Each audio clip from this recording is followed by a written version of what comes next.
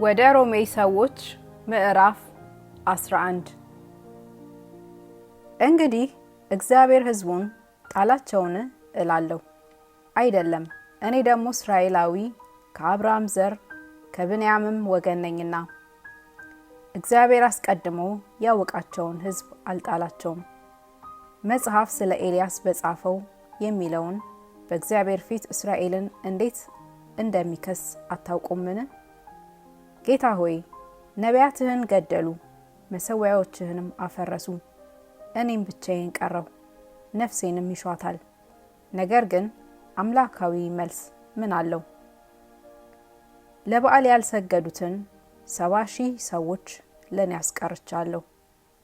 እንደዚሁም በአሁን ዘመን ደግሞ በጸጋ የተመረጡ ቅሬታዎች አሉ። በጸጋ ከሆነ ግን ከሥራ መሆኑ ቀርቷል። ጸጋ ያለዚያ ጸጋ መሆኑ ቀርቷል። እንግዲህ ምንድነው?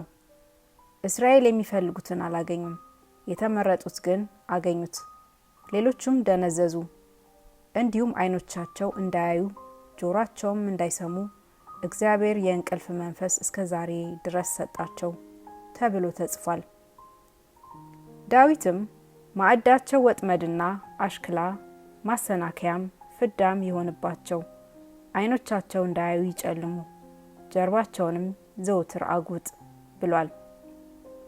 እንግዲህ የተሰናከሉ እስኪወድቁ ድረስ ነውን እላለሁ?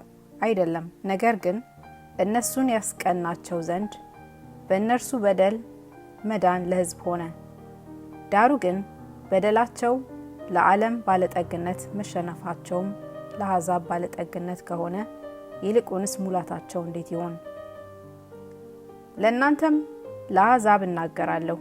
እኔ የአሕዛብ ሐዋርያ በሆንሁ መጠን ሥጋ የሆኑትን አስቀንቼ ምናልባት ከእነርሱ አንዳንዱን አድን እንደሆነ አገልግሎቴን አከብራለሁ። የእነሱ መጣል ለዓለም መታረቅ ከሆነ ከሙታን ከሚመጣ ሕይወት በቀር መመለሳቸው ምን ይሆን? በኩራቱም ቅዱስ ከሆነ ቡሆው እንደ ቅዱስ ነው። ስሩም ቅዱስ ከሆነ ቅርንጫፎቹ ደግሞ ቅዱሳን ናቸው። ነገር ግን ከቅርንጫፎቹ አንዳንዱ ቢሰበሩ አንተም የበረሃ ወይራ የሆንህ በመካከላቸው ገብተህ ከእነርሱ ጋር የወይራ ዘይት ከሚወጣው ስር ተካፋይ ከሆንህ በቅርንጫፎች ላይ አትመካ። ብትመካቸው ግን ስሩ አንተን ይሸከምሃል እንጂ ስሩን የምትሸከም አንተ አይደለህም። እንግዲህ እኔ እንድገባ ቅርንጫፎች ተሰበሩ ትል ይሆናል። መልካም፣ እነርሱ ከአለማመን የተነሳ ተሰበሩ፣ አንተም ከእንቢትነት የተነሳ ቆመሃል። ፍራ እንጂ የትዕቢትን ነገር አታስብ። እግዚአብሔር እንደተፈጠሩት ለነበሩት ቅርንጫፎች የራራላቸው ካልሆነ ላንተ ደግሞ አይራርልህምና።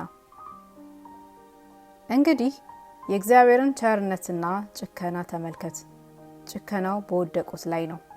በቸርነቱ ግን ጸንተ ብትኖር የእግዚአብሔር ቸርነት በአንተ ላይ ነው። ያለዚያ አንተ ደግሞ ትቆረጣለህ። እነዚያም ደግሞ ባለማመናቸው ጸንተው ባይኖሩ በዛፉ ውስጥ ይገባሉ፣ እግዚአብሔር መልሶ ሊያገባቸው ይችላልና። አንተ በፍጥረቱ የበረሃ ከነበረ ወይራ ተቆርጠህ እንደ ፍጥረትህ ሳትሆን በመልካም ወይራ ከገባህ፣ ይልቁንስ እነዚያ በፍጥረታቸው ያሉት ቅርንጫፎች በራሳቸው ወይራ እንዴት አይገቡም? ወንድሞች ሆይ ልባሞች የሆናችሁ እንዳይመስላችሁ ይህን ምስጢር ታውቁ ዘንድ እወዳለሁ። የአሕዛብ ሙላት እስኪገባ ድረስ ድንዛዜ በእስራኤል በአንዳንድ በኩል ሆነባቸው፣ እንዲሁም እስራኤል ሁሉ ይድናል። እንዲህ ተብሎ እንደተጻፈ መድኃኒት ከጽዮን ይወጣል፣ ከያዕቆብም ኃጢአተኛነትን ያስወግዳል። ኃጢአታቸውንም ስወስድላቸው ከእነርሱ ጋር የምገባው ኪዳን ይህ ነው። በወንጌልስ በኩል ስለ እናንተ ጠላቶች ናቸው፣ በምርጫ በኩል ግን ስለ አባቶች ተወዳጆች ናቸው። እግዚአብሔር በጸጋው ስጦታና በመጠራቱ አይጸጸትምና። እናንተም ቀድሞ ለእግዚአብሔር እንዳልታዘዛችሁ አሁን ግን ካለመታዘዛቸው የተነሳ ምሕረት እንዳገኛችሁ እንዲሁ በተማራችሁበት ምሕረት እነርሱ ደግሞ ምሕረትን ያገኙ ዘንድ እነዚህ ደግሞ አሁን አልታዘዙም። እግዚአብሔር ሁሉን ይምር ዘንድ አሁን ባለመታዘዝ ዘግቶታልና። የእግዚአብሔር ባለጠግነት ጥበብ ዕውቀትም እንዴት ጥልቅ ነው!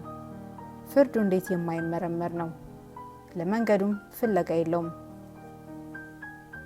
የጌታን ልብ ያወቀው ማን ነው? ወይስ አማካሪው ማን ነበር? ወይስ ብድራቱን ይመልስ ዘንድ ለእርሱ አስቀድሞ የሰጠው ማን ነው? ሁሉ ከእርሱና በእርሱ ለእርሱም ነውና ለእርሱ ለዘላለም ክብር ይሁን፣ አሜን።